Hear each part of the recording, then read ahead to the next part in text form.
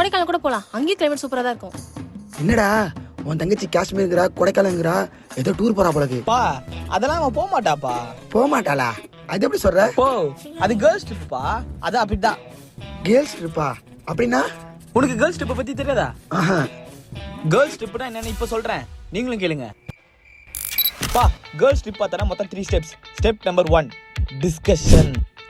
பயங்கரமா டிஸ்கஸ் பண்ணுவாங்க. எந்த ஊருக்கு போலாம், எந்த நாட்டுக்கு போலாம், இந்த கிளைமேட்டுக்கு எந்த ஊருக்கு போனா நல்லா இருக்கும்னு விடிய டிஸ்கஸ் பண்ணுவாங்க.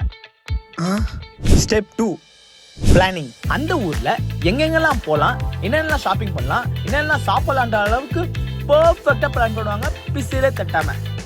அப்ப ஸ்டெப் 3 என்னப்பா? இரி சொல்றேன், இதான் லாஸ்ட் ஸ்டெப். Step 3 cancel. என்னப்பா கேன்சலுங்கிற? அங்க பார். சரி விடு, கேன்சல் பண்ணிக்கலாம், அடுத்த வருஷம் போய்க்கலாம். பா நீ சொன்ன மாதிரி நடக்குது.